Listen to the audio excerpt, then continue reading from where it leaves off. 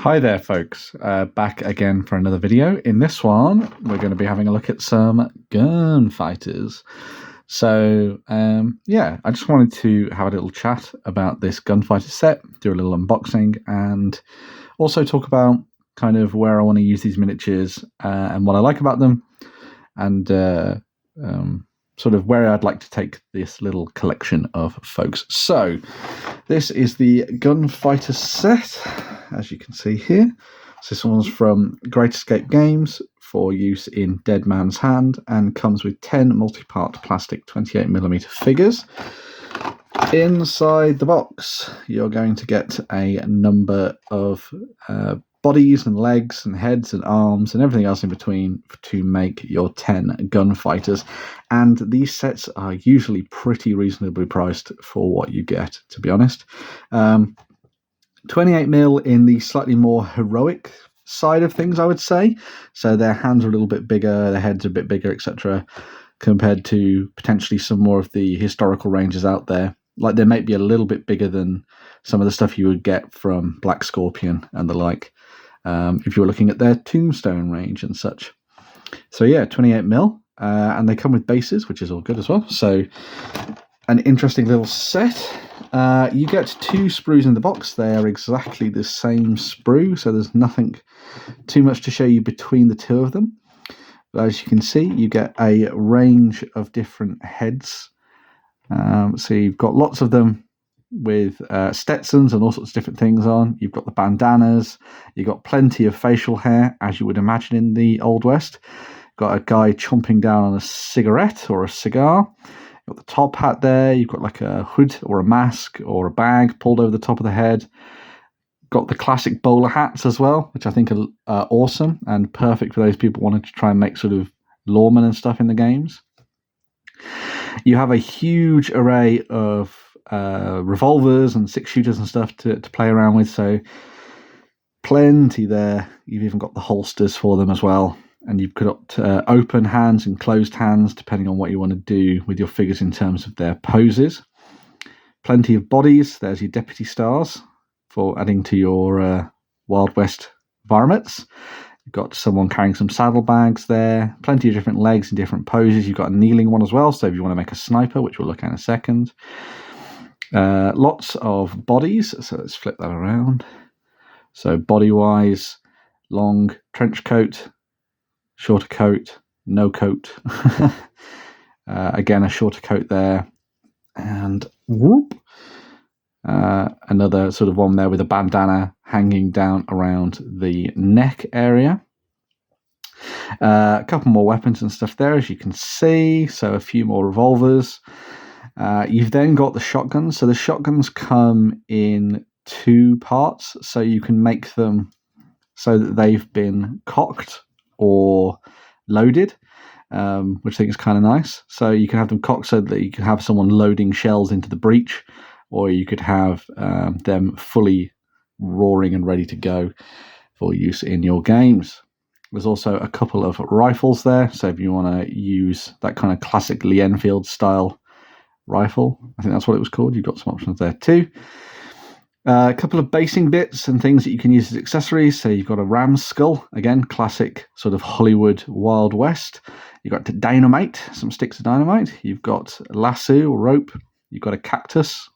And then, very importantly, you've actually got empty holsters. So if you want to show your chaps with their holsters on their legs, sans the guns, as you would have seen here, then you're able to do that. You've even got a chap who's pulling his gun from his holster, ready for a showdown in the streets.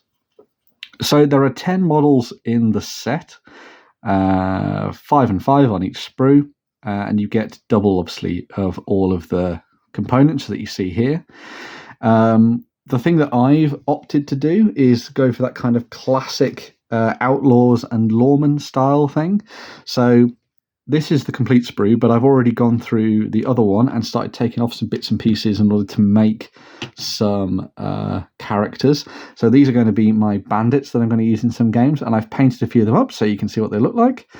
So these were painted with classic Citadel colours, so all the regular ones that you will know.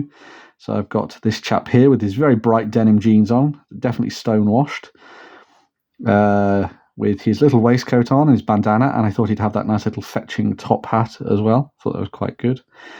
And 6 shooters at the ready, 2 of them, of course, because I like to think that he's stolen one of somebody that he's shot. I think that it came out quite nicely there.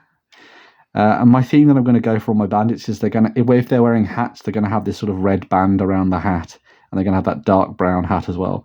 And the other thing that's quite nice about this is that it kind of slots into the classic Wild West feel of the miniatures, where sometimes you had, when they were black and white anyway, to tell who was the bad guys and the good guys, you'd have the characters wearing black hats as the villains and white hats if they were the good guys, which I thought was kind of cool.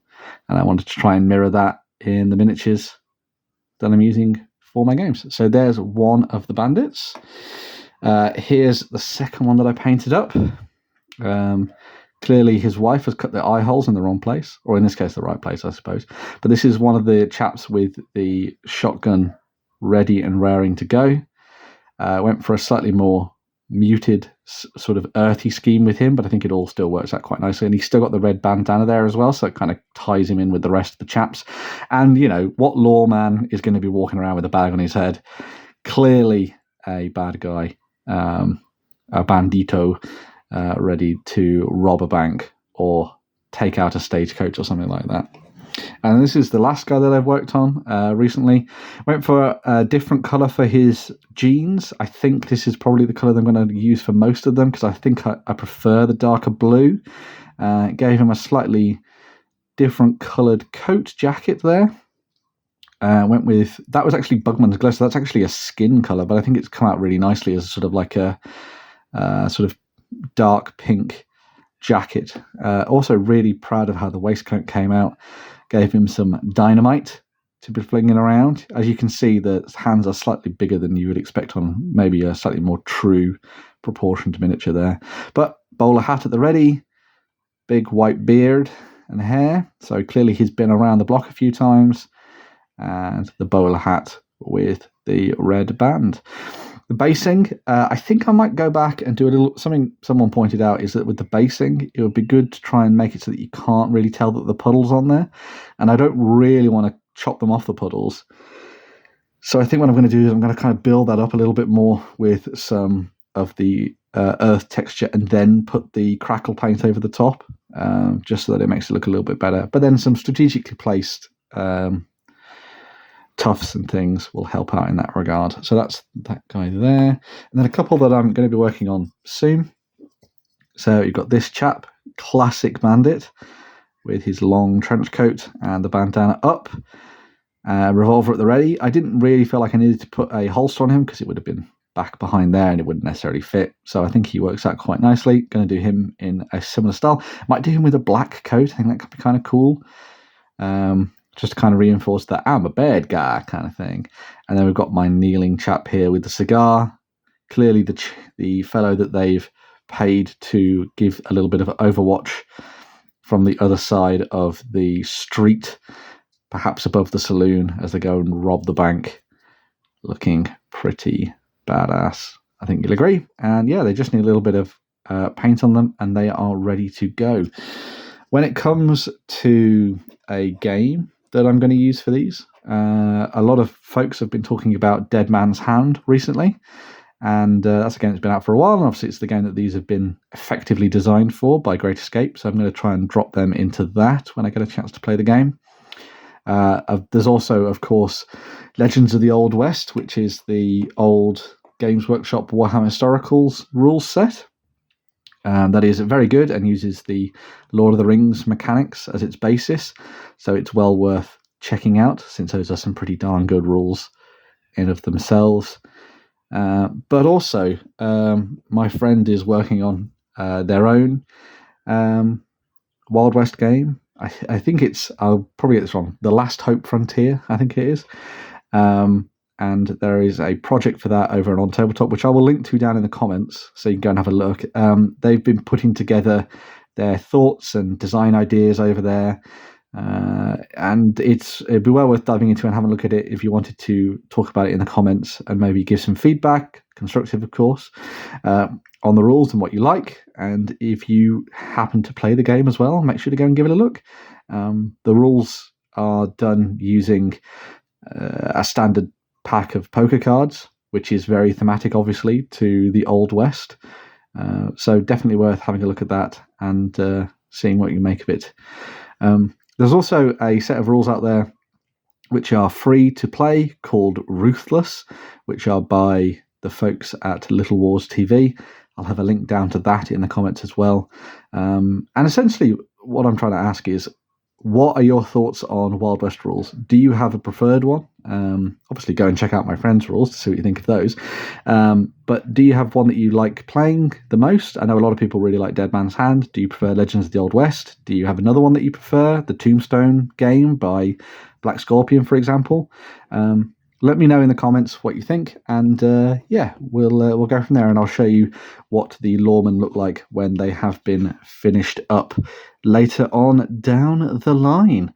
So yeah, Wild West fun. It's really cool, and I like that you only have to paint like a handful of miniatures if you're diving into playing games of this ilk.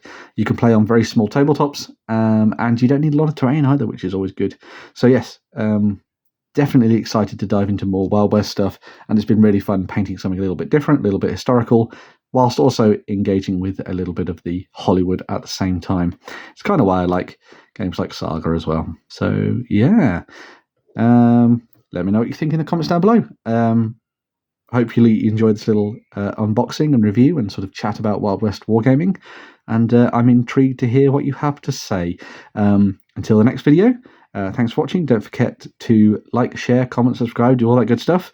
There's also a Ko-fi link down below. So if you like what I do and you want to help out, there is a little donation link there as well. But don't feel you have to. I just like hearing what you guys have to say in the comments. So please dive in and join the conversation. Until next time, I'll chat to you soon. And yeah, yeehaw!